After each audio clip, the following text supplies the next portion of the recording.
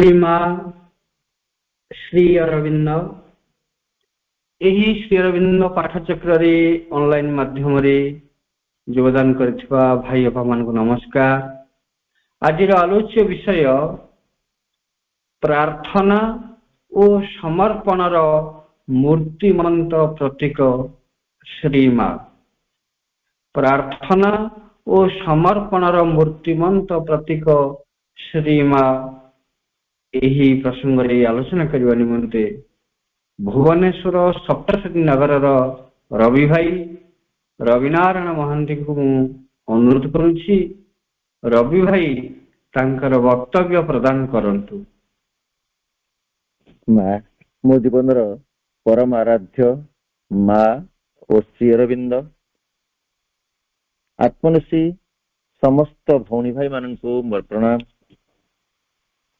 मां को अपार करुणारू आमे जे आजिर विषय वस्तुटी को प्रकाश करिबा और ग्रहण करिबारे आवश्यक प्रेरणा हासिल करिबा सेही आत्मा सहित विषय वस्तु मध्य को आमे प्रवेश करिबा। आजिर आमे जो विषय वस्तुटी रखिछे ताहा होछि प्रार्थना और समर्पणर मूर्तिमंत प्रतीक श्रीमा। अंततः पूर्व जिते आलोचना गुड़िक होती बेसी तत्वभित्तिक गांभीर्यपूर्ण थिला। भितर कहीं प्रेरणा आसिला राधा प्रेयर उपरे मांकर जो अनुभव जो अनुभूति मांकर भितर जो फ्लो थिला परमंक प्रति विषय वस्तु को सही भाव में गतिशील करने मां को प्रार्थना करी।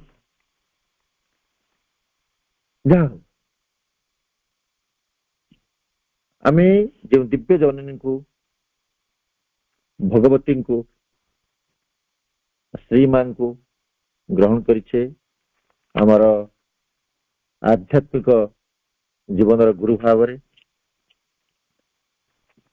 आम जीवन लक्ष्य पाखे पहुंचेबार मार्गदर्शिका भाव में से परम आदरणीय नित्य स्मरणीय आम हृदयर बासिनी दिव्य जननी सीमांकर जन्म होता 1878 मसीहा फेब्रुआरी मास 21 तारिख। 1878 मसीहा फेब्रुआरी 21 तारिख रु 1914 मसीहा मार्च मास 28 तारिख दीर्घ गोटे 36 वर्षर व्यवधान। ये जो 36 वर्ष भितर मांकर जीवन यात्रा पार्थिव जीवन यात्रा ये रहस्यमय जे मां जानी नथिले से जो भली भाव में पिलादिनु शैशव अवस्था जो भली भाव में ध्यानस्थ हो जाउथिले ध्यानमग्न अवस्था बेले बेले सूक्ष्म शरीर कूट कूट की चली जाउथिले से बुझी पार नथिले भीतर ये अनुभव कहीं केतबेले से बसी सापर गात मुहर बसी ध्यानस्थ होउथिले तो आउ केतबेले चेयर ऊपर बसी गभीर भाव में ध्यानमग्न अवस्था सूक्ष्म जगत प्रवेश कर जाउथिले। फ्रांस विभिन्न राज्य को जाई गूढ़ ज्ञान आहरण करथिले तो संसार जीवन रही भिन्न भिन्न पारिवारिक जीवन मध्य संतुलन रक्षा करि पारिथिले। माँ भी साधारण मनुष्य पड़ी संसार जीवन बंचिथिले एपरिकी तांको संसार जीवन तांको पारिवारिक जीवन बड़ संघर्षमय थिला। ता भितरे माँ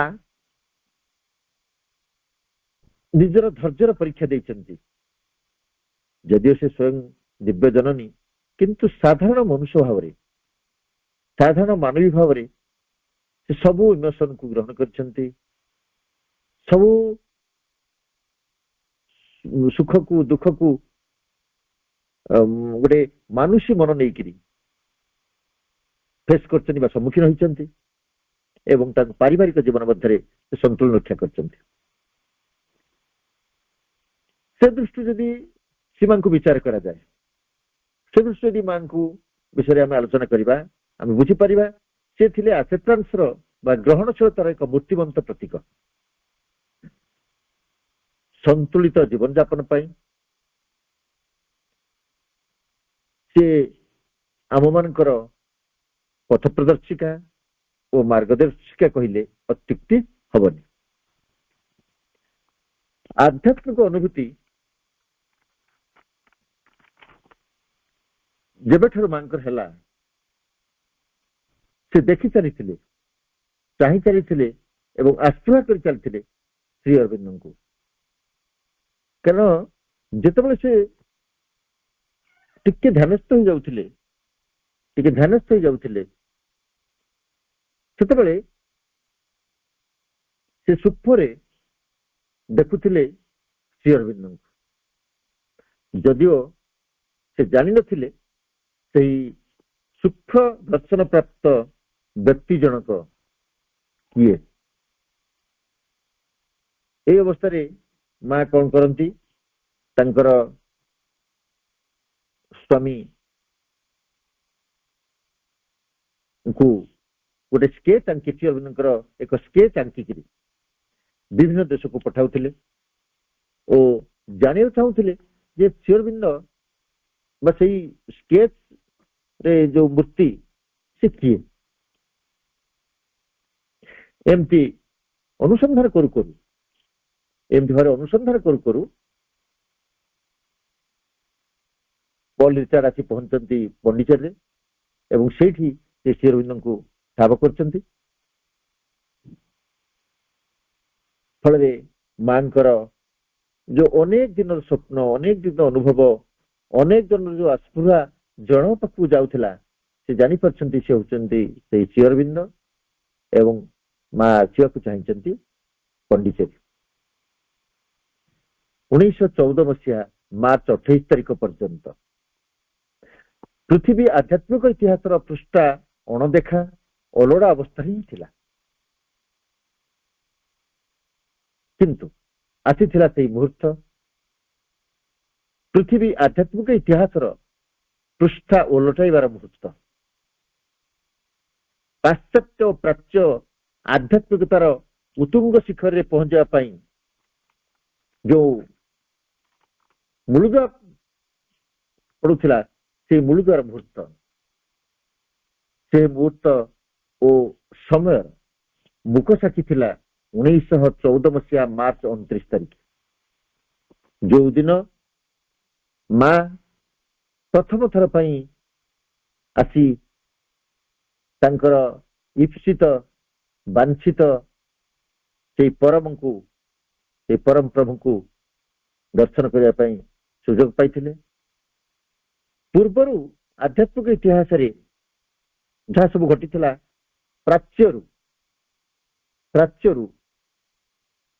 ଅନେକ ମନୀଷୀ, ଅନେକ ବିଭୂତି ପ୍ରାଚ୍ୟରୁ ପାଶ୍ଚାତ୍ୟକୁ ଯାଇଥିଲେ। କିନ୍ତୁ ଶ୍ରୀମା ଶ୍ରୀ ଅରବିନ୍ଦଙ୍କ କ୍ଷେତ୍ରରେ ଘଟିଥିଲା କଣ ନା, ମା ପାଶ୍ଚାତ୍ୟରୁ ଆସିଥିଲେ ପ୍ରାଚ୍ୟକୁ। ସୁଦୂର ପ୍ୟାରିସ, ଫ୍ରାନ୍ସର ପ୍ୟାରିସରୁ ମା ଆସିଥିଲେ ଭାରତବର୍ଷକୁ। ଏଇଟା ଗୋଟେ ନୂଆ ପ୍ରକାର ଘଟଣା ଘଟିଥିଲା ମା ଶ୍ରୀ ଅରବିନ୍ଦଙ୍କ କ୍ଷେତ୍ରରେ। ଯାହା ହଉ 1914 ମସିହା ମାର୍ଚ୍ଚ 29 ତାରିଖ ମା ପହଞ୍ଚିଥିଲେ ପଣ୍ଡିଚେରୀରେ। ଅପୂର୍ବ ଓ ଅଭୂତପୂର୍ବ ସେ ମୁହୂର୍ତ୍ତ, ଅବିସ୍ମରଣ ସେଇ ଅନୁଭବ, ଅଭୁଲା ଓ ଅପସରା ସେହି ଦିବସର ସ୍ମୃତି। ଅନୁଭବ ଓ ଅନୁଭୂତି ଯୋଉ କଥାଟା ଘଟିଥିଲା, ଉଭୟଙ୍କ ପାଖରେ ଘଟିଥିଲା। ଶ୍ରୀ ଅରବିନ୍ଦଙ୍କୁ ଦର୍ଶନ ମାତ୍ରେ ମାଙ୍କର ଯୋଉ ଅନୁଭବ ହୋଇଥିଲା, ତାହା ଥିଲା ରାଧାଙ୍କ ପ୍ରାର୍ଥନା। ଶ୍ରୀ ଅରବିନ୍ଦ ତା ପୂର୍ବରୁ ପଣ୍ଡିଚେରୀର ସେତେବେଳେ ତ ଆଶ୍ରମ ନଥିଲା। ପଣ୍ଡିଚେରୀ ଯୋଉ କିଛି ବନ୍ଧୁଙ୍କ ସହିତ ସେ ଜୀବନ ବିତାଉଥିଲେ ସେମାନଙ୍କୁ କହିଥିଲେ ଯେ ମା ଆସିବେ, ଏଟା ତାଙ୍କୁ ସେ ଜଣେଇ ସାରିଥିଲେ। ବଟ୍ ମାଙ୍କୁ ସେତେବେଳେ ଯୋଉ ଶ୍ରୀଙ୍କ ଫଲୋଅର ମାନେ ଥିଲେ ସେମାନେ ମାଙ୍କୁ ମା ଘରେ ଗ୍ରହଣ କରିନଥିଲେ, ସେ ଅଲଗା ଚାପ୍ଟର। ଯାହା ବି ହଉ, ଗୁଣ ଚିହ୍ନେ ଗୁଣିଆ, ସୁନା ଚିହ୍ନେ ବଣିଆ, ନ୍ୟାୟରେ ଉଭୟଙ୍କୁ ଚିହ୍ନିଥିଲେ। ଦର୍ଶନ କରିଥିଲେ ସ୍ଥୂଳ ଭାବରେ, ଯଦିଓ ସୂକ୍ଷ୍ମ ଦର୍ଶନ ମାଙ୍କର ଥିଲା ବାରମ୍ବାର। ସେଇ ଅବତାରୀ ପୁରୁଷ ଶ୍ରୀଅରବିନ୍ଦଙ୍କୁ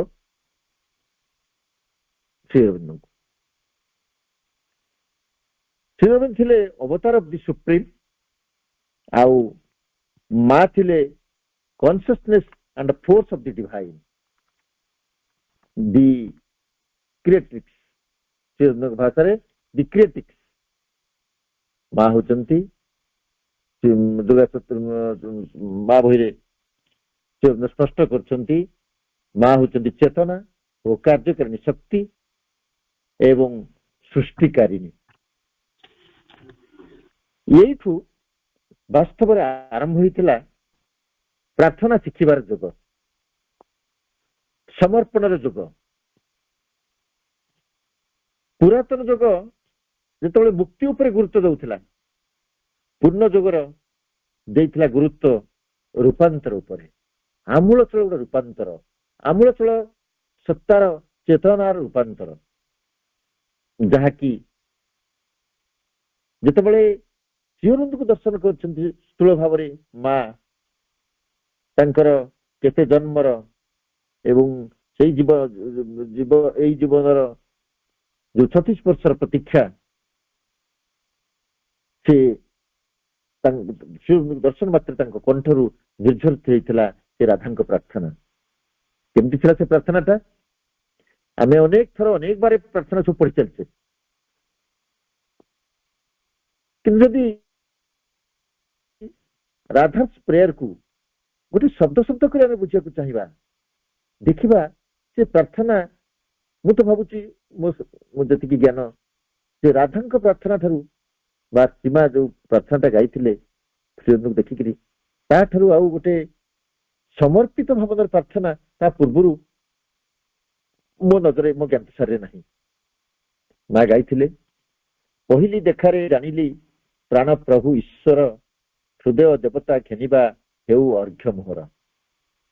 ପ୍ରଥମ ଦେଖାରେ ହେ ପ୍ରାଣ ପ୍ରଭୁ ଈଶ୍ୱର, ମୋ ହୃଦୟର ଦେବତା ମୋର ଅର୍ଘ୍ୟ ନିଅନ୍ତୁ, ମୋର ଭକ୍ତି ଅର୍ଘ୍ୟକୁ ଗ୍ରହଣ କରୁ। ସମ୍ପୂର୍ଣ୍ଣ ଭାବେ ଏଙ୍କ ପାଖରେ ସେ ସମର୍ପିତ ହୋଇଥିଲେ। ତାପରେ ଗାଇଥିଲେ, ସବୁ ମୋ ଭାବନା ଆବେଗ ଅନୁଭୂତି ଅନ୍ତରେ, ଜୀବନର ଗତି ସକଳ ପ୍ରତି ଅନୁସରୀରେ। ଯେତେ ଅନୁଭୂତି ମନ୍ତ୍ର ଭିତରେ ଅଛି, ଯେତେ ଆବେଗ ପ୍ରବେଗ ଯାହା କିଛି ଅଛି, ଏବଂ ମୋ ଜୀବନର ଗତି ସକଳ, ମା କହିଥିଲେ, ମୁଁ ଯେତେ ମୋ ଜୀବନରେ ଗତିଶୀଳ ଭିତରେ ମୋର ଯୋଉ ଯୋଉ ଅନୁଭୂତି ଆସିଛି, ଏବଂ ମୋ ଶରୀର ପ୍ରତି ଅଣୁର ଭାବବେଗକୁ, ମୋର ହୃଦୟ ବତାର ସେଇ ସ୍ପନ୍ଦନକୁ ହେ ପ୍ରଭୁ ଆପଣ ଗ୍ରହଣ କରନ୍ତୁ। ପ୍ରତି ରକ୍ତ ବିନ୍ଦୁ ମୋହର ପ୍ରଭୁ ସିନା ତୁମରି, ଏକାନ୍ତେ ମୁହିଁ ସର୍ବମତେ ନିଶ୍ଚିନ୍ତେ ମୁଁ ତୁମରି। କହିଛନ୍ତି ପ୍ରତ୍ୟେକ ରକ୍ତବିନ୍ଦୁ ସବୁ କିଛି ହେ ପ୍ରଭୁ ତୁମରି ସିନା। ଆମେ ଭଗବାନଙ୍କୁ ପ୍ରାର୍ଥନା କଲାବେଳେ ଆମ ଭିତରେ କେତେ ରିଜର୍ଭ ଭାବ, କେତେ ଭାବରେ ଆମେ ବାର୍ଗେନିଂ କରି ଆମ ହୃଦୟର କେତେ କେତେ କଥାକୁ ଲୁଚେଇ, ମନର କେତେ କଥା ଅକୁହା କଥାକୁ ପାର୍ଶ୍ୱକୁ ଠେଲି ଦେଇ ଆମେ ପ୍ରାର୍ଥନାଟିଏ କରୁଛେ। ସେ ପ୍ରାର୍ଥନା କେତେ ବିମିଶ୍ରିତ ତାହା ଆମେ ସମସ୍ତେ ଜାଣିଛେ। କିନ୍ତୁ ସେ କହୁଛନ୍ତି, ପ୍ରତି ରକ୍ତ ବିନ୍ଦୁ ମୋହର ପ୍ରଭୁ ସିନା ତୁମରି, ଏକାନ୍ତେ ମୁହିଁ ସର୍ବମତେ ନିଶ୍ଚିନ୍ତେ ମୁଁ ତୁମରି। ମୋର ବୋଲି କିଛି ରଖିନି, ହେଉ ଇଚ୍ଛା ପୂରଣ, ଯାହା ବାଛିଦେବ ମୋ ପାଇଁ ଜୀବନ ବା ମରଣ। କେତେ କେତେ ସମର୍ପିତ ଭାବ ହେଲେ, କେତେ ଜଣେ ତ୍ୟାଗପୂତ ହେଲେ, କେତେ ଅନ୍ତର ଭିତରେ ଭଲ ପାଇବା ରହିଲେ ଜଣେ କହିପାରିବ ଯେ ମୋର ବୋଲି କିଛି ରଖିନି, ହେଉ ଇଚ୍ଛା ପୂରଣ। ହେ ଭଗବାନ, ହେ ପରମ ପ୍ରଭୁ, ହେ ମୋର ହୃଦୟର ଦେବତା, ମୋର ହେଉ ଇଚ୍ଛା ପୂରଣ, ତୁମର ଇଚ୍ଛା ପୂର୍ଣ୍ଣ ହଉ। ଏଇ ଯୋଉ ଲେଟ୍ ଦାଇ ୱିଲ୍ ବି ଫୁଲଫିଲ୍ଡ ଯୋଉ କଥାଟିକି ଆମେ ବହୁତ ସମୟରେ ପାଠ୍ୟଠୁ ଆରମ୍ଭ କରି ମାଙ୍କର ବାଣୀଟିକୁ ବାରମ୍ବାର ବାରମ୍ବାର କହୁଛେ, ମା ତାକୁ ହିଁ ପ୍ରଥମେ ବ୍ୟବହାର କରିଥିଲେ ଶ୍ରୀଅରବିନ୍ଦ ପାଖରେ। ଲେଟ୍ ଦାଇ ୱିଲ୍ ବି ଫୁଲଫିଲ୍ଡ, ତୁମ ଇଚ୍ଛା ହିଁ ପୂର୍ଣ୍ଣ ହଉ, ନଟ୍ ମାଇନ୍, ମୋ ଇଚ୍ଛା। ଯାହା ବାଛିଦେବ ମୋ ପାଇଁ ଜୀବନ ବା ମରଣ।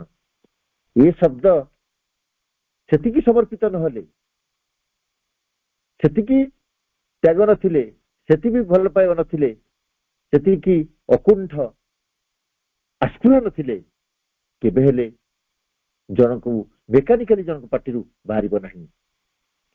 ସୁଖ ଦୁଃଖ ଭୋଗ ବେଦନା ଯାହା ଆସୁ ମୋ ପାଶେ, ତୁମ ଦାନ ବୋଲି ଆଦରେ ବରି ନେବି ହରସେ।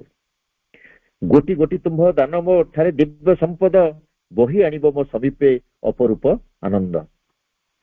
ତେଣୁ ମୋ ପାଖରେ ଯାହା ଅଛି, ମା କହିଛନ୍ତି, ହେ ଭଗବାନ, ହେ ମୋର ହୃଦୟର ଦେବତା, ମୋ ପାଖରେ ଯାହା ଅଛି, ଶରୀର, ମନ, ପ୍ରାଣ, ଶରୀରର ବିଭିନ୍ନ ଛୋଟ ଛୋଟ କୋଷ, ରକ୍ତବିନ୍ଦୁ, ଯାହା କିଛି ମୋର ଅଛି, ମୋର ଚିନ୍ତା, ଚେତନା, ଭାବନା, ମୋର କାମନା, ମୋ ବାସନା, ମୋ ଅଭିପ୍ସା, ମୋ ଅହଙ୍କାର, ମୋର ଯାହା ହଉଛି ସବୁ କିଛି ହଉଛି ତୁମ ଦାନ ପ୍ରଭୁ। ଆଉ ଏଇଗୁଡାକ କଣ କରିବ ନା, ଆପଣଙ୍କ ସଂସ୍ପର୍ଶରେ ଆସିଲା ପରେ ସବୁଗୁଡ଼ିକ ମୋର ହେଇଯିବ, ମତେ ଦବ ଅପରୂପ ଆନନ୍ଦ। ମୁଁ ଆନନ୍ଦର ଆତିଶଯ୍ୟରେ ବିହଳିତ ହେଇଯିବି, ବିଗଳିତ ହେଇଯିବି ତମ ସନ୍ଦର୍ଶନରେ, ତମ ସ୍ପର୍ଶରେ। ଆମେ ଆଜି ଯଦି ପ୍ରାର୍ଥନାଟିର ପ୍ରତ୍ୟେକ ଶବ୍ଦକୁ ଆମ ଚେତନାସ୍ତର ସାମର୍ଥ୍ୟ ମତେ ଅନୁଶୀଳନ କରିବା, ବୁଝିପାରିବା ଏହି ପ୍ରାର୍ଥନା ଠାରୁ ଆଉ ଅଧିକ ହୃଦୟସ୍ପର୍ଶୀ, ଅଧିକ ପ୍ରଭାବଶାଳୀ, ଅଧିକ ଭାବଗ୍ରାହୀ କିଛି ବି ହୋଇନପାରେ, କିଛି ବି ହୋଇପାରିବନି।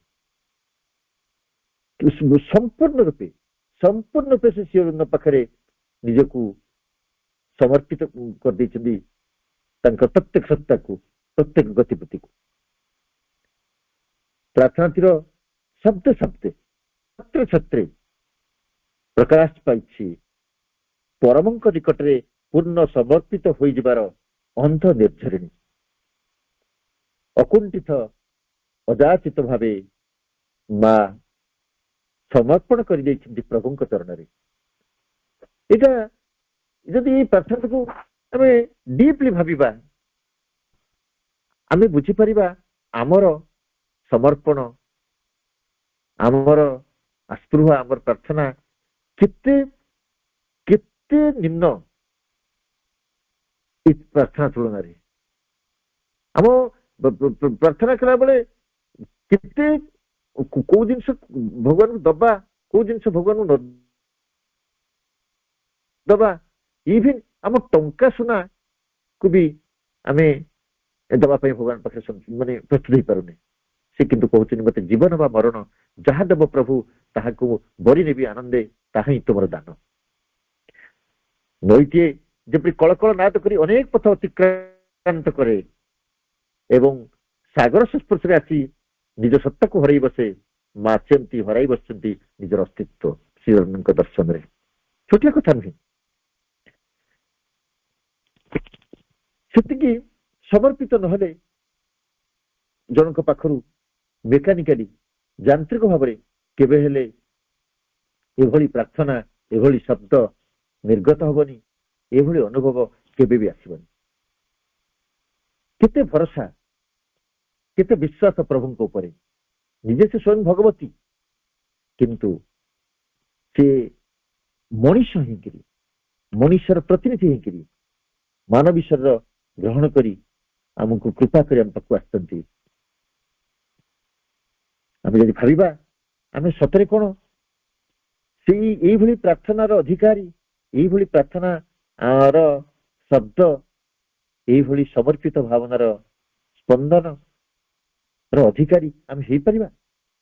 ପଚାରିବା, ନିଜକୁ ପ୍ରଶ୍ନ ପଚାରିବା, ଯାହାକି କିନ୍ତୁ ଆମ ପ୍ରତ୍ୟେକ ମଣିଷଙ୍କର ଏକାନ୍ତ କାମ୍ୟ, ଏକାନ୍ତ ଅପରିହାର୍ଯ୍ୟ ସେଇ ସ୍ତରକୁ ଆସିବା ପାଇଁ। ସେଇଥିପାଇଁ ତ ମା ଆମକୁ ଏଇ ପ୍ରାର୍ଥନା ମାଧ୍ୟମରେ ସମର୍ପିତ ହବାର ଭାବନା ସୃଷ୍ଟି କରିଛନ୍ତି।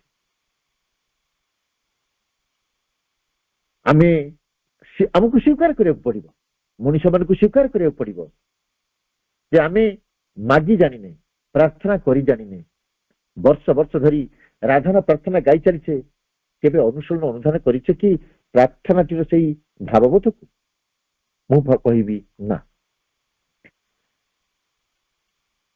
ଏଇ ଯୋଉ ପ୍ରାର୍ଥନାଟି ଥିଲା 1914 ମସିହା ମାର୍ଚ୍ଚ 29 ତାରିଖର, ସେଦିନ ଚାଲିଗଲା। 1914 ମସିହା 30 ତାରିଖ, ମାର୍ଚ୍ଚ ମାସ 30 ତାରିଖ ଦିନ ମା ଆଉ ଗୋଟିଏ ପ୍ରାର୍ଥନା ମାଧ୍ୟମରେ ପ୍ରକାଶ କରିଛନ୍ତି ଆମ ପାଇଁ। କହିଛନ୍ତି ଯେ ଶତ ଶତ ଜୀବ ଯଦି ଗାଢ଼ତମ ଅନ୍ଧକାର ମଧ୍ୟରେ ଡୁବି ରହିଥାନ୍ତି, ସେଥିରେ କିଛି ଜାୟସ ନାହିଁ। କାଲି ମୁଁ ଯାହାଙ୍କୁ ଦେଖିଲି ସେ ପୃଥିବୀ ଉପରେ ବିଦ୍ୟମାନ, ତାଙ୍କର ଉପସ୍ଥିତି ଯଥେଷ୍ଟ ପ୍ରମାଣ ଦିଏ, ତାଙ୍କର ଉପସ୍ଥିତି ଯଥେଷ୍ଟ ପ୍ରମାଣ କରେ ଯେ ଏପରି ଏକ ଦିନ ଆସିବ ଯେତେବେଳେ ଅନ୍ଧକାର ଆଲୋକରେ ରୂପାନ୍ତରିତ ହେବ, ତୋର ରାଜତ୍ୱ ଯଥାର୍ଥରେ ପୃଥିବୀ ଉପରେ ପ୍ରତିଷ୍ଠିତ ହେବ। ଏହା ଥିଲା ମାଙ୍କର ଶ୍ରୀଅରବିନ୍ଦଙ୍କ ଦର୍ଶନ ପରର ଆମ ପାଇଁ ପ୍ରତିଶ୍ରୁତି, ଅଜ୍ଞାନ ମଣିଷ ପାଇଁ ପ୍ରତିଶ୍ରୁତି, ପୃଥିବୀର ଭବିଷ୍ୟତ ପାଇଁ ପ୍ରତିଶ୍ରୁତି। ଏହା ଥିଲା ବିଶ୍ୱବାସୀଙ୍କ ପାଇଁ ତାଙ୍କ ପ୍ରାର୍ଥନାର ଫଳର ଅନୁଭବ ଯେ ଶତ ଶତ ଜୀବ ଯଦି ଗାଢ଼ତମ ଅନ୍ଧକାର ମଧ୍ୟରେ ଡୁବି ରହିଥାନ୍ତି, ସେଥିରେ କିଛି ଜାୟସ ନାହିଁ। କାଲି ମୁଁ ଯାହାଙ୍କୁ ଦେଖିଲି ସେ ପୃଥିବୀ ପୃଷ୍ଠରେ ବିଦ୍ୟମାନ। କେତେ ଗଭୀର ଭରସା! ପଣ୍ଡିତରେ ପହଞ୍ଚିବା ପୂର୍ବରୁ ମାଙ୍କର ଅନେକ ସ୍ଥୂଳ ଓ ସୂକ୍ଷ୍ମ ଅନୁଭୂତିମାନ ଥିଲା। ସେ ଥିଲେ ଜଗତତ୍ମା ଅବତାର, କିନ୍ତୁ ଶ୍ରୀଅରବିନ୍ଦଙ୍କୁ ଦର୍ଶନ ପରେ ସତେ ଯେପରି ଶୂନ୍ୟ ହୋଇଯାଇଥିଲେ ସେ। ଅହଂ ଶୂନ୍ୟତା କଣ, ସମର୍ପଣ କଣ, ତାହା ହିଁ ଶିଖିବାକୁ ପଡିବ ମାଙ୍କ ଠାରୁ। କେତେ ଜଣେ ମହାନଙ୍କୁ ମୋହନୀୟ କରିପାରେ ତାହା ଜଣାପଡେ ମାଙ୍କର ଏଇ ବକ୍ତବ୍ୟରୁ। ମା କହିଥିଲେ ମନେ ହେଉଛି ଯେପରି ମୁଁ ଗୋଟେ ନବଜନ୍ମ ଲାଭ କରିଛି। ଶ୍ରୀଅରବିନ୍ଦଙ୍କୁ ଦର୍ଶନ କଲା ପରେ ମା କହିଥିଲେ ସତେ ଯେପରି ମୁଁ ଗୋଟେ ନବଜନ୍ମ ଲାଭ କରିଛି। ଅତୀତର ସମସ୍ତ ପନ୍ଥା ନିୟମ ଅଭ୍ୟାସ ମୋର ଆଉ କୌଣସି କାର୍ଯ୍ୟରେ ଲାଗିବ ନାହିଁ। ଏକଥା ମା କହିଛନ୍ତି। ମା ସ୍ୱୟଂ ଦିବ୍ୟ ଜନନୀ, ସେ କିନ୍ତୁ ଏକଥା କୋଉଠି ଜାଗାରେ ନିଜକୁ କହିନାହାନ୍ତି ଯେ ମୁଁ ଦିବ୍ୟଜନୀ ବୋଲି। ଅବଶ୍ୟ ମନା ସରକାରଙ୍କର ଗୋଟେ କଥା କହିଥିଲେ, ଏଠି ଆଲୋଚନା ବିଷୟ ନୁହେଁ। ତେବେ ଶ୍ରୀଅରବିନ୍ଦଙ୍କ ଦର୍ଶନ ପରେ ସେ ଯୋଉ ଭଳିଆ କହିଛନ୍ତି ଯେପରି ମୁଁ ଗୋଟେ ନବଜନ୍ମ ଲାଭ କରିଛି, ନୂଆ ଜନ୍ମଟିଏ ମୋର ହେଇଛି। ମୁଁ ଆଗରୁ ଯାହା ଥିଲି ସବୁ କିଛି ମୋ ପାଇଁ ସେଗୁଡା ହଉଛି ଭଏଡ, ଶୂନ୍ୟ। ଅତୀତର ସମସ୍ତ ପନ୍ଥା ସମସ୍ତ ନିୟମ ଅଭ୍ୟାସ ମୋର ଆଉ କୌଣସି କାର୍ଯ୍ୟରେ ଲାଗିବ ନାହିଁ। ଏକ ସମୟରେ ଯାହା ପରିଣାମ ବୋଧ ହେଉଥିଲା ତାହା ଆଜି କେବଳ ଗୋଟିଏ ପ୍ରସ୍ତୁତି। ପଳେଇ ଆସିଛନ୍ତି, ପୁଣି ଜିରୋ ହେଇଯାଇଛନ୍ତି। ଜାଣିବା ପାଇଁ, ଶିଖିବା ପାଇଁ, ଗ୍ରହଣ କରିବା ପାଇଁ, ବଦଳି ଯିବା ପାଇଁ ମା କହୁଛନ୍ତି ମୁଁ ଜିରୋ ହେଇଯାଇଛି, ମୋର ପ୍ରସ୍ତୁତି ଆରମ୍ଭ ହେଇଛି। ତା ମାନେ ଶ୍ରୀଅରବିନ୍ଦ ଦର୍ଶନ ପୂର୍ବରୁ ତାଙ୍କର ଯୋଉ ଅନୁଭୂତି ଅନୁଭବ ଥିଲା ସେ ତାକୁ କହିଛନ୍ତି ଏଗୁଡିକ କିଛି ନାହିଁ, ଯେତେବେଳେ ମୁଁ ତାଙ୍କୁ ହିଁ ଦର୍ଶନ କରିଛି। ମା ପୁଣି କହୁଛନ୍ତି ମନେ ହେଉଛି ଯେପରି ଏ ପର୍ଯ୍ୟନ୍ତ ମୁଁ କିଛି ବି ଜାଣିନାହିଁ, କିଛି ବି ପ୍ରକାଶ କରିପାରୁନାହିଁ ଏବଂ ସମସ୍ତ ପ୍ରକାର ଉପଲବ୍ଧି ଏବେ ଆରମ୍ଭ ହେବ। ଆମେ କେବେ ନିଜକୁ ଏତେ ଶୂନ୍ୟ କରି ପ୍ରାର୍ଥନା ଟିକେ କାହା ପାଖରେ କରିଛେ କି? ଭଗବାନ ପାଖ ପାଇଁ କେବେ କହିଛ କି ନା ମୁଁ କିଛି ନୁହଁ, ନିମିତ୍ତ ମାତ୍ର? ହୁଏତ ହେଇପାରେ ମେକାନିକାଲି, କିନ୍ତୁ ମୁଁ ମୋ ଅନୁଭବରୁ କହିବି ଅଧିକାଂଶ ଆମେ ସବୁ ମେକାନିକାଲି ଶବ୍ଦ ଗୁଡ଼ିକ କହିଥାଉ। ସତରେ ତାଙ୍କର ହେଇଯିବା ପାଇଁ, ଭଗବାନଙ୍କର ହେଇଯିବା ପାଇଁ ଆମ ଭିତରେ ଆମ ଭିତରେ ସେଇ ଅହଂଶୂନ୍ୟତା ଭାବ ଆସିଲାନି କି? ଏଇ ଯୋଉ ଉପଲବ୍ଧି, ଏଇ ଯୋଉ ନିରଙ୍କାରିତ ଭାବ, ଏହା ହଉଛି ଚରମ ସମର୍ପଣର ନିଦର୍ଶନ। ଅଜ୍ଞ ମଣିଷ ପ୍ରାର୍ଥନା କିପରି କରାଯାଏ ସେ ବିଷୟରେ ଅନଭିଜ୍ଞ, ଅପରିଣାମଦର୍ଶୀ ଏବଂ ମଣିଷ ମଧ୍ୟ ଅପାରଗ। କାହିଁ ମଣିଷ ଏପର୍ଯ୍ୟନ୍ତ ଶିଖିନି କେମିତି ହାଉ ଟୁ ପ୍ରେ, କେମିତି ପ୍ରାର୍ଥନା କରିବ।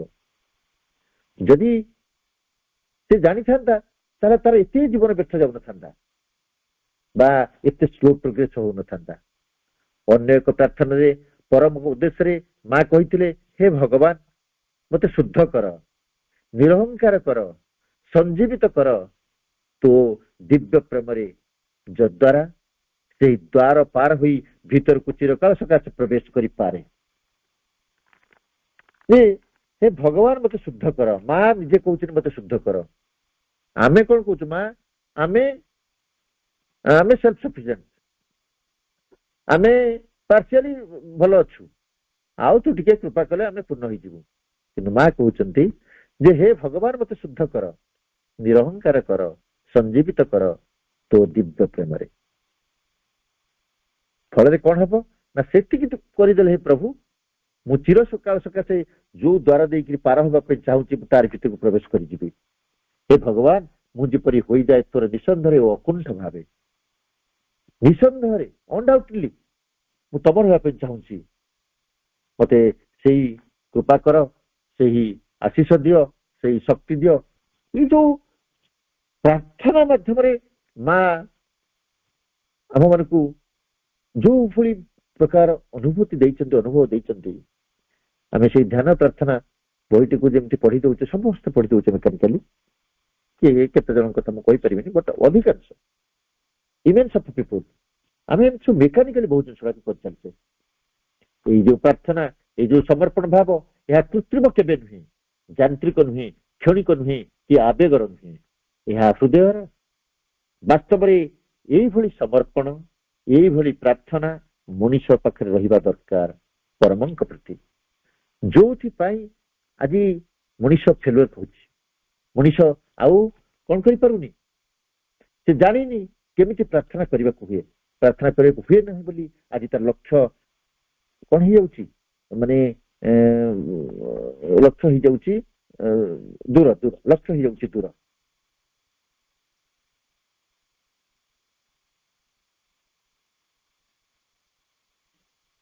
ହ୍ୟୁମାନ ବଡି ଫର୍ମରେ କେମିତି ପ୍ରାର୍ଥନା କରିବାକୁ ହୁଏ ତାହା ଧ୍ୟାନ ପ୍ରାର୍ଥନା ଆକାରରେ ଆମମାନଙ୍କୁ ଶିଖାଇଛନ୍ତି।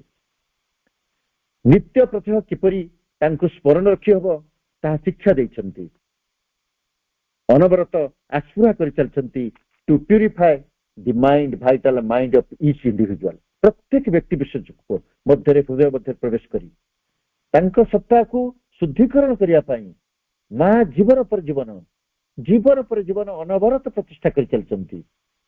ପ୍ରତି ମୁହୂର୍ତ୍ତରେ ସେ ଚାହିଁଛନ୍ତି, ପ୍ରାର୍ଥନା କରିଛନ୍ତି ଆମ ମନ ପ୍ରାଣ ରୂପାନ୍ତର ପାଇଁ। ଥରେ ଆଶ୍ରମର ଜନୈକା ସାଧିକାଙ୍କ ପ୍ରଶ୍ନ ଥିଲା, ମା ହ୍ୱାଇ ଆର୍ ୟୁ ହିୟର, ତମେ ଏଠି କାହିଁକି ଆସିଛ? ମା କହିଥିଲେ, I am here still only to help you all to climb toward the divine. ମୁଁ ଏଠିକି କେବଳ ଏଠିକି ଆସିଛି ତମକୁ ଭଗବାନଙ୍କ, ତମକୁ ସାହାଯ୍ୟ କରିବା ପାଇଁ, you all to climb toward the divine. ଭଗବାନଙ୍କ ଆଡକୁ ତମେ କେମିତି ଆରୋହଣ କରିବ, କେମିତି ଚଢି ଚାଲିବ, ଆଗେଇ ଚାଲିବ, ପ୍ରୋଗ୍ରେସ କରିବ, ମୁଁ ସେଇଥିପାଇଁ କେବଳ ଏଠିକି ଆସିଛି। It is to facilitate the work. ଆଉ ତମେ ଯୋଉ କାର୍ଯ୍ୟ କରୁଛ, ତମକୁ ଯୋଉ ଦାୟିତ୍ୱ ଦିଆହେଇଛି, ଟୁ ରିଚ୍ ଦି ଗୋଲ, ଲକ୍ଷ୍ୟସ୍ଥଳରେ ପହଞ୍ଚିବା ପାଇଁ, ତାକୁ ଫାସିଲିଟେଟ୍ କରିବା ପାଇଁ, ସେଇ ଫାସିଲିଟି ମାନେ ତାକୁ ଟିକେ ଇଜି କରିଦେବା ପାଇଁ, ସହଜ କରିଦେବା ପାଇଁ ମୁଁ ଏଠିକି ଆସିଛି। ଆଇ ହାଭ୍ ଦି କି two bring down the divine here below and also to raise up the man towards the height. ମୋ ହାତରେ ଚାବି ଅଛି, ମା କହୁଛନ୍ତି ମୋ ହାତରେ ଚାବି ଅଛି। I have the key to bring down, ତଳକୁ ଓହ୍ଲେଇ ଆଣିବାକୁ, the divine here below, ଭଗବାନଙ୍କୁ ଏଠିକି ଓହ୍ଲେଇ ଆଣିବା ପାଇଁ, ତଳକୁ ଏଇ ଅବସ୍ଥାକୁ ଓହ୍ଲେଇ ଆଣିବା ପାଇଁ ମୁଁ ଏଠିକି ଆସିଛି। and also to raise up the man, ଏବଂ ମଣିଷକୁ ଉଠେଇ ନେବା ପାଇଁ towards the height, ସେଇ ଉର୍ଦ୍ଧ୍ୱ ସ୍ଥାନକୁ, ତମର ଲକ୍ଷ୍ୟ ସ୍ଥଳକୁ ନେଇଯିବା ପାଇଁ ମୁଁ ଏଠିକି ଆସିଛି। So that he MITS the divine. ମଣିଷ କଣ କରିପାରିବ ନା ଭଗବାନଙ୍କୁ ଭେଟ ହେଇପାରିବ, ଭଗବାନ ସହିତ ଭେଟ ହେଇପାରିବ। I bind these two worlds and without me it would not be possible. କେତେ ବଡ କଥା, ଯୋଉ ସ୍ଥୂଳ ଜଗତ ଏବଂ ସଟଲ ୱାର୍ଲଡ ଏବଂ ଫିଜିକାଲ ୱାର୍ଲଡ ଅଛି, ଯୋଉ ସୂକ୍ଷ୍ମ ଜଗତ ଏବଂ ସ୍ଥୂଳ ଜଗତ, ଏଇ ଦି ୱାର୍ଲଡ ଭିତରେ ଗୋଟେ ବନ୍ଧନ କ୍ରିଏଟ କରିବାକୁ, ତାକୁ ବାନ୍ଧି ରଖିବା ପାଇଁ, ଦି ୱାର୍ଲଡ ଭିତରେ ଗୋଟେ ସମ୍ପର୍କ କ୍ରିଏଟ କରିବା ପାଇଁ, ଆ ଭିତରେ ଆଉ ଦୂରତା ନ ରଖିବା ପାଇଁ ମୁଁ ଏଠିକି ଆସିଛି। ଯୋଉ ମା ହଉଛନ୍ତି ଗୋଲ୍ଡେନ ବ୍ରିଜ, ହେଲା, ମା ହଉଛନ୍ତି ଗୋଲ୍ଡେନ ବ୍ରିଜ ଏବଂ ୱଣ୍ଡରଫୁଲ ଫାୟାର। ସେଇ ଭାବନ୍ତୁ ଦେଖି କି ପ୍ରକାର ତ୍ୟାଗ ମାଙ୍କର, କି ପ୍ରକାର କୃପା, କି ପ୍ରକାର ପ୍ରତିଶ୍ରୁତି, କି ପ୍ରକାର ଆଶ୍ୱାସନା ମଣିଷ ପାଇଁ, କେତେ ଦୃଢ଼ୋକ୍ତି, କେତେ କଠିନ ଦାୟିତ୍ୱର ବୋଝ ତାଙ୍କ ଉପରେ। ତା ସତ୍ତ୍ୱେ ବି ଆମର ଆଜିର ମଣିଷ ସେ ବୁଝୁନି, ଆଜିର ମଣିଷ ବୁଝୁନି ଯେ ଆମେ ପ୍ରକୃତରେ କଣ ପାଇଁ ଆସିଛେ ଏଠିକି, କଣ ଆମର କାର୍ଯ୍ୟ। ମା ଦୃଢ଼କଣ୍ଠରେ କହୁଛନ୍ତି ଯେ ମୁଁ ଏଠିକି ଆସିଛି ତମକୁ ଦିବ୍ୟତ୍ୱ ଆଡକୁ ନେଇଯିବା ପାଇଁ, ଦେବତାଙ୍କ ସହିତ ଭେଟ କରିବା ପାଇଁ। ସେଇଥିପାଇଁ ସୂକ୍ଷ୍ମ ଜଗତ ବା ସ୍ୱର୍ଗ ସହିତ ଏଇ ପାର୍ଥିବ ଜଗତ ଫିଜିକାଲ ୱାର୍ଲଡକୁ ମିଶେଇ ଦେବା ପାଇଁ ମା ସାଜିଛନ୍ତି କଣ ନା ସୁନା ସିଡି ଏବଂ ୱଣ୍ଡରଫୁଲ ଫାୟାର, ଅନୁପମ ବହ୍ନି, ଆଶ୍ଚର୍ଯ୍ୟଜନକ ନିଆଁ, ତାଙ୍କର ସେଇ ପ୍ରଜ୍ୱଳିତ ଶିଖା, ମାଙ୍କର ସେଇ କୃପା, ମାଙ୍କର ସେଇ ଶକ୍ତି, ଏ ଦିଟା ଜଗତକୁ, ପାର୍ଥିବ ଜଗତ ଏବଂ ସୂକ୍ଷ୍ମ ଜଗତ ବା ସ୍ୱର୍ଗ ବା ପରମଙ୍କ ସହିତ ଲିଙ୍କ କରିବା ପାଇଁ ମା ଯୋଉ କଷ୍ଟ ସହିଛନ୍ତି, ଯୋଉ ତ୍ୟାଗ କରିଛନ୍ତି, ଯୋଉ ପ୍ରାର୍ଥନା କରିଛନ୍ତି, ଯୋଉ ସମର୍ପଣ ଭାବ ଦେଖେଇଛନ୍ତି, ତାହା ସୃଷ୍ଟିର ଆଧ୍ୟାତ୍ମିକ ଇତିହାସରେ ବିରଳ। ମଣିଷ କିନ୍ତୁ ବୁଝୁନି ତାର ଦାୟିତ୍ୱ କଣ, କର୍ତ୍ତବ୍ୟ କଣ, ଲକ୍ଷ୍ୟ କଣ। ଯେତେ ଯାହା ଆଜି ଆମେ କରୁଛେ, ଆମେ ଅନଲାଇନ ପାଠ୍ୟକ୍ରମ କରୁଛେ, ଅଫଲାଇନ ପାଠ୍ୟକ୍ରମ କରୁଛେ, ସେମିନାର କରୁଛେ, ସବୁର ପଶ୍ଚାତ ରହିଛି କିଛି ନିର୍ଦ୍ଦିଷ୍ଟ ଲକ୍ଷ୍ୟ। ଆତ୍ମାର ଯୋଉ ଗତି ପ୍ରକ୍ରିୟା, ଜୀବନ ସଫଳତାର ରହସ୍ୟ, ସବୁ ଗୁଡାକ ରହିଛି ଏଇ ଆମର ଉଦ୍ଦେଶ୍ୟ। କିନ୍ତୁ ଆମେ ତାକୁ ନ ବୁଝିକିରି ଯେମିତି କେମିତି ଗୋଟେ ଲକ୍ଷ୍ୟହୀନ ଭାବରେ ଜୀବନଟାକୁ ବଞ୍ଚି ଚାଲିଛେ। ସବୁର ପଶ୍ଚାତ ରହିଛି ପୂର୍ଣ୍ଣ ସମର୍ପିତ ହୋଇଯିବାର ଦାୟିତ୍ୱ, ଯାହାକି ଜୀବନ ପରେ ଜୀବନ ଚାଲିଗଲେ ବି ମଣିଷ ହୋଇପାରୁନି, ମଣିଷ ହାସଲ କରିପାରୁନି ତା ଲକ୍ଷ୍ୟ, କାରଣ ତାର ପ୍ରାର୍ଥନା ପୂର୍ଣ୍ଣ, ତାର ସମର୍ପଣ ବି ଅପୂର୍ଣ୍ଣ। ଏହା ଘଟି ଚାଲିଛି ବିକଜ ଅଫ ଆଇ ହଉଛି ମୁଁ, କ୍ୟାପିଟାଲ ଲେଟର ଆଇ, ଏଇଟା ଘଟି ଚାଲିଛି ବିକଜ ଅଫ ଆଇ, ମୋ ପାଇଁ ବା ଅହଙ୍କାର ପାଇଁ। ସବୁବେଳେ ଆମେ ଭାବୁଛେ ଆମେ ମାନେ ପ୍ରଥମେ ମୋର ସ୍ଥିତି ଥାଉ, ମୋର ଆଇଡେଣ୍ଟିଟି ଥାଉ, ମୋର ଅସ୍ତିତ୍ୱ ଥାଉ, କିନ୍ତୁ ଯେତେବେଳେ ପର୍ଯ୍ୟନ୍ତ ମୋର ବିଲୋପ ନ ହୋଇଛି, ଆଇ ଇଜ ନଟ୍ ଆବଲିଷ୍ଟ, ସେ ପର୍ଯ୍ୟନ୍ତ ସେ ଆସନ୍ତି ନାହିଁ। ଯେତେ ଯାହା କଲେ ବି if there is I there is no she, ଯାହା କଲେ ବି ଯଦି ଅହଙ୍କାର ଅଛି, ମୁଁ ଅଛି, ସେଠି ସେ ନାହାନ୍ତି। Without force C I is Nothing but only void. ସେଇ ଯୋଉ ଶକ୍ତି, ସେଇ ଯୋଉ ମାଙ୍କର କୃପା ବ୍ୟତୀତ ମୁଁ ବା ଅହଙ୍କାର କିଛି ନୁହେଁ, ବରଂ କିନ୍ତୁ ଏକ ଶୂନ୍ୟ ବା ଶୂନ୍ୟ ସ୍ଥାନ, ବଟ୍ ଓନ୍ଲି ଭଏଡ୍, ଏହା ଏକ ଶୂନ୍ୟ। ମା କହୁଛନ୍ତି I am the soul, I am your psychic. ସବୁ କଥାର ଦାୟିତ୍ୱ ସେ ନେଇଛନ୍ତି। ସେ କହୁଛନ୍ତି ମୁଁ ତୋର ଆତ୍ମା, ମୁଁ ତମର ଚୈତ୍ୟ ବା ମୁଁ ତମର ଚୈତ୍ୟ ସତ୍ତା। କେବଳ ଦରକାର ମାଙ୍କ ଠାରୁ ଶିଖିବା, ପ୍ରାର୍ଥନା ଏବଂ ମାଙ୍କ ପାଇଁ କରିବା ପ୍ରାର୍ଥନା। ଶିଖିବା ପ୍ରାର୍ଥନା, ସେ ଯୋଉଭଳି ଭାବରେ ସମର୍ପିତ ଭାବ ନେଇକରି ପ୍ରାର୍ଥନା କରିଛନ୍ତି, ସେ ପ୍ରାର୍ଥନାକୁ ଶିଖିବା, ସେଇଭଳି ଭାବବୋଧ, ସେଇଭଳି ତ୍ୟାଗପୂତ, ସେଇଭଳି ସମର୍ପଣ ହେଲେ ହିଁ ଆମେ ତାଙ୍କୁ ପ୍ରାପ୍ତ କରିବା। ସବୁ କିଛି ସେ କୃପା ନ କଲେ କେବେ ବି ସମ୍ଭବ ନୁହେଁ। ବେକାରୀ ଆଉ ଜୀବନ ବଞ୍ଚିବନି ଭାଇ ଭଉଣୀ ମାନେ। ସବୁବେଳେ ତାଙ୍କ ପ୍ରତି ଶ୍ରଦ୍ଧା ବିଶ୍ୱାସ ରଖିବା ଓ ନିରନ୍ତର ପ୍ରାର୍ଥନା କରି କରି ତାଙ୍କ ପ୍ରତି ଉନ୍ମୁକ୍ତ ରହିବା। ଜୀବନକ ଭାଷାରେ it is the constant remembrance that the being is prepared for the full opening। କହୁଛନ୍ତି ଗୋଟେ ସବୁବେଳେ ନିରନ୍ତର ନିରନ୍ତର ଆମର ଗୋଟେ କଣ ରହିଥିବ, ସ୍ମରଣ ରହିଥିବ ତାଙ୍କ ପ୍ରତି, ଯାହାଦ୍ୱାରା କି ସତ୍ତା ଆମ ଇଣ୍ଡିଭିଜୁଆଲ ସତ୍ତା ଆମେ ବ୍ୟକ୍ତି ବିଶେଷ ଆମେ କଣ କରିବା, ଆମେ ପ୍ରିପେୟାର ହେବା ଫର ଦି ଫୁଲ ଓପନିଂ, ପୂର୍ଣ୍ଣ ଉନ୍ମୁକ୍ତ ହେବା ପାଇଁ ଭଗବାନ ପ୍ରତି ଆମେ ପ୍ରସ୍ତୁତ ହେବା। କେମିତି? ବାୟ କନଷ୍ଟାଣ୍ଟ ରିମେମ୍ବରାନ୍ସ, ବାରମ୍ବାର ବାରମ୍ବାର ମନେ ରଖୁଥିବା। The opening of the heart, the mother's presence begins to be felt. ଯେତେବେଳେ ହୃଦୟ ଦ୍ୱାର ଖୋଲିଯାଏ, ଓପନିଂ ଅଫ ଦି ହାର୍ଟ, ହୃଦୟ ଦ୍ୱାର ଖୋଲିଯାଏ, the mother's presence begins to be felt. ସେତେବେଳେ ହିଁ ମାଙ୍କର ସେଇ କୃପା ସତେ ଏମିତି ଆମ ପାଖରେ ଅନୁଭବ ହେଇଯାଏ, ବା ଆମେ ଅନୁଭବ କରୁ ଯେ ମାଙ୍କୁ ମୁଁ ଲାଭ କରିଛି, ବା ମା ମୋ ସହିତ ଅଛନ୍ତି, ମା ମୋ ଭିତରେ ଅଛନ୍ତି, ବାହାରେ ଅଛନ୍ତି। ସୋ ଏଇ ଅନୁଭବ ଥାଏ। And by the opening to her power above, ଯେତେବେଳେ ତାଙ୍କର ପ୍ରତି ଉନ୍ମୁକ୍ତ ହେଇକିରି ଜଣେ ଚାଲିଲା, the force of the higher consciousness comes down into the body. ତାପରେ କଣ ହୁଏ ନା ଆମ ଶରୀର ସତ୍ତା ଭିତରକୁ ହାୟର କନସିୟସନେସ୍, ଉଚ୍ଚତର ଚେତନା ପ୍ରବେଶ କରେ ଏବଂ ସେଠି କାର୍ଯ୍ୟ କରେ। ଆଣ୍ଡ ୱାଟ୍ସ ଦେୟାର, ସେଠି କାମ କରେ to change the whole nature, ଆମର ସମସ୍ତ ପାର୍ଥିବ ପ୍ରକୃତିକୁ ବଦଳାଇବା ପାଇଁ ଚେଷ୍ଟା କରେ। ତେଣୁ ଆମର ଏକମାତ୍ର କାମ ହଉଛି ଆମେ ଶ୍ରଦ୍ଧା ରଖିବା, ବିଶ୍ୱାସ ରଖିବା ଏବଂ ସମର୍ପିତ, ପୂର୍ଣ୍ଣ ସମର୍ପିତ ହେଲେ, ଭରସା ରଖି ପୂର୍ଣ୍ଣ ସମର୍ପିତ ହେଲେ ହିଁ ଆମେ ତାଙ୍କ ଶକ୍ତିକୁ ଆମ ଶରୀର ମଧ୍ୟରେ ବା ଆମ ସତ୍ତା ମାନଙ୍କ ମଧ୍ୟରେ କାର୍ଯ୍ୟ କରିବା ପାଇଁ ସୁଯୋଗ ଦେଇପାରିବା। ଯେ ପର୍ଯ୍ୟନ୍ତ ଆମେ ସମର୍ପିତ ନ ହେଇଛେ, ପୂର୍ଣ୍ଣ ବିଶ୍ୱାସ ନ ହେଇଛେ, କୋଉଠି ନା କୋଉଠି ଯଦି ଟିକେ ରିଜର୍ଭ ରହିଛେ, ତେବେ ତା ହବ ନାହିଁ। ଏସବୁ କେବେ କିଏ କରିପାରେନି ନା ମନସ୍ଥରେ ହେଇପାରେ ନାହିଁ। ମା କୁହନ୍ତି ଯେ ମଣିଷ ଯଦି ନିଜେ ନ ବଦଳିବାକୁ ଚାହିଁବ, କେହି ତାକୁ ବଦଳେଇ ପାରିବେ ନାହିଁ।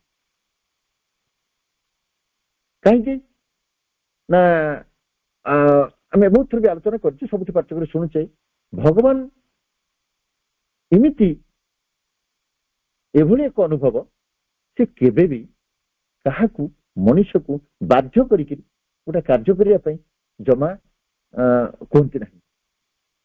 ପୂର୍ଣ୍ଣ ମାତ୍ରାରେ ସେ ସ୍ୱାଧୀନତା ଦେଇଛନ୍ତି। ଆଜି ଚାହିଁଲେ ସେ ତାଙ୍କ କାର୍ଯ୍ୟ ପୂରଣ କରିପାରିବେ, ଲକ୍ଷ୍ୟ ପୂରଣ କରିପାରିବେ, କିନ୍ତୁ ତାଙ୍କର ରାସ୍ତା ହେଲା ଯେ ସମସ୍ତଙ୍କୁ ମନେଇକିରି ସେ ମନ ପ୍ରାଣ ଶରୀରକୁ ବଦଳେଇ ତାଙ୍କୁ ଅଭିଜ୍ଞ କରାଇବେ ଏବଂ ସେଇ ଅଭିଜ୍ଞ ଚତୁଷ୍ଟାଙ୍କ ମାଧ୍ୟମରେ ସେ ତାଙ୍କ ସୃଷ୍ଟିକି ବଦଳେଇବେ। ଏଇଟା ତାଙ୍କର ସୃଷ୍ଟି ଆରମ୍ଭରୁ ସେଇ ପ୍ରକ୍ରିୟାଟାକୁ ଜାରି ରଖିଛନ୍ତି ଏବଂ ଆସ୍ତେ ଆସ୍ତେ ଆସ୍ତେ ଆସ୍ତେ ଆସ୍ତେ ଆସ୍ତେ ଆସ୍ତେ ମାନବ ସମାଜ ବା ଆମେ ମାନେ ସମସ୍ତେ ସେଇ ଲକ୍ଷ୍ୟ ଅଭିମୁଖେ ଆମେ ସମସ୍ତେ ଚାଲିଛେ। ତେବେ ଅସୁବିଧା ହଉଛି କଣ, ଯେ ଆମର ସେ ପ୍ରାର୍ଥନା ନାହିଁ, ରାଧାର ପ୍ରାର୍ଥନା ନାହିଁ ଆମ ପାଖରେ, ରାଧାର ଭରସା ନାହିଁ, ଯୋଉଥିପାଇଁ ଆମର ଲକ୍ଷ୍ୟ ସବୁବେଳେ ଅପହଞ୍ଚ ହେଇଯାଉଛି, ଆମେ ପହଞ୍ଚି ପାରୁନି ଲକ୍ଷ୍ୟ ପାଖରେ। ସେଥିପାଇଁ ଚାହିଁବା ମାଙ୍କର ସେଇ ଯୋଉ ପ୍ରାର୍ଥନା ଭାବ ନେଇ, ସମର୍ପଣ ଭାବନା ପ୍ରଥମେ ଆମ ଭିତରେ କ୍ରିଏଟ କରିବା, ଯାହାଦ୍ୱାରା କଣ ହବ ନା ତାଙ୍କ ପାଖରେ ପହଞ୍ଚିବା ପାଇଁ, ଲକ୍ଷ୍ୟ ପାଖରେ ପହଞ୍ଚିବା ପାଇଁ ସହଜ ହେଇଯିବ ଏବଂ କଣ ହବ ନା ଆମେ ଆମ ଜୀବନ ସାର୍ଥକ ହବ, ସୃଷ୍ଟିର ଲକ୍ଷ୍ୟ ପୂରଣ ହବ, ସ୍ରଷ୍ଟାଙ୍କର ଉଦ୍ଦେଶ୍ୟ ପୂର୍ଣ୍ଣ ହବ। କେବଳ ପ୍ରାର୍ଥନା କରିବା ନିତ୍ୟ ପ୍ରତ୍ୟହ ଆମର ପ୍ରଶ୍ୱାସ ନିଶ୍ୱାସରେ, ଶରୀର ପ୍ରତି କୋଷରେ ମା ଆସନ୍ତୁ।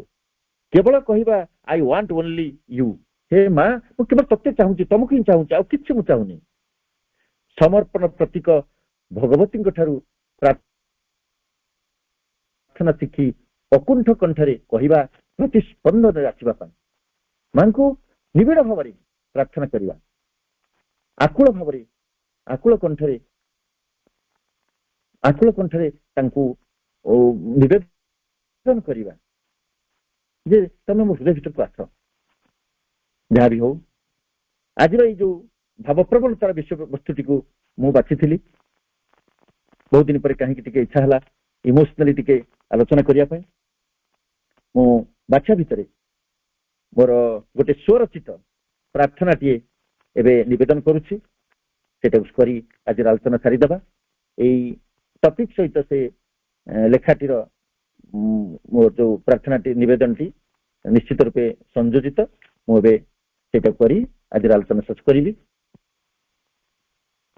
ମା ନିତ୍ୟ ପ୍ରତ୍ୟହ ମୋ ପ୍ରଶ୍ୱାସ ନିଶ୍ୱାସେ ପ୍ରତିସ୍ପନ୍ଦନରେ ଆସ ଜନମର ଲକ୍ଷ୍ୟ ପୂରଣ ପାଇଁକି ସତ୍ତା ମୋଲ ଭୁଆଶିଷ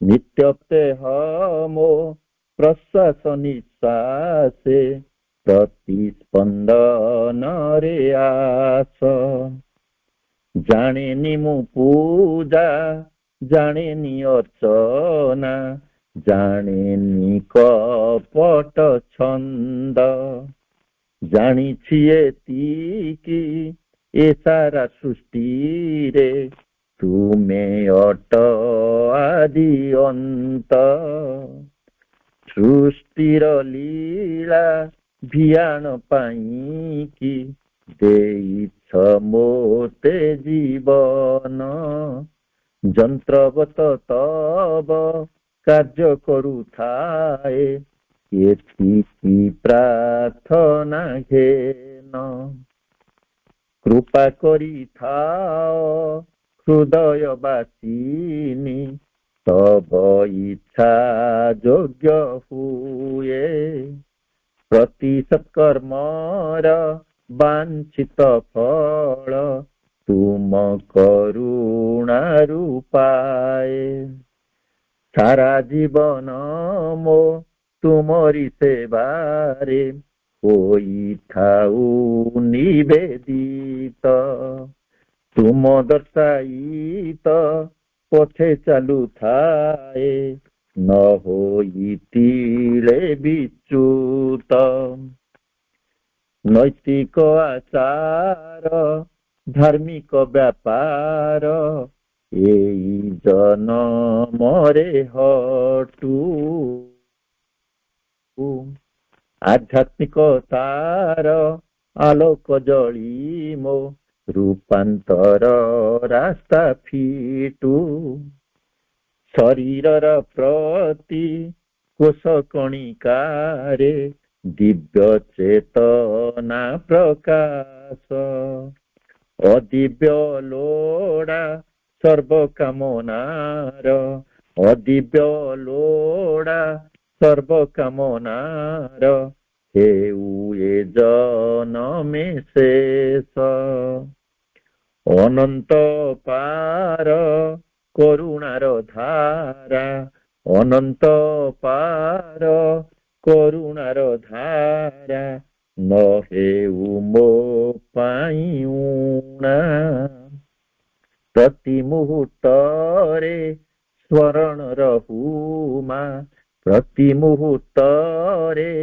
ସ୍ମରଣ ରହୁମା ମୁଁ ତୁମ କରୁଣା କଣା ମୁଁ ତୁମ କରୁଣା କଣା ନିତ୍ୟ ପ୍ରତ୍ୟହ ମୋ ପ୍ରଶ୍ୱାସ ନିଶ୍ୱାସେ ପ୍ରତିସ୍ପନ୍ଦନରେ ଆସ ଜନମର ଲକ୍ଷ୍ୟ ପୂରଣ ପାଇଁକି ଜନମର ଲକ୍ଷ୍ୟ ପୂରଣ ପାଇଁକି ସତ୍ତା ମୋଲ ଭୁଆଶିଷ ସତ୍ତା ମୋଲ ଭୁଆଶିଷ ନିତ୍ୟ ପ୍ରତ୍ୟହ ମୋ ପ୍ରଶ୍ୱାସ ନିଶ୍ୱାସେ ପ୍ରତିସ୍ପନ୍ଦନରେ ଆସ ପ୍ରତିସ୍ପନ୍ଦନରେ ଆସ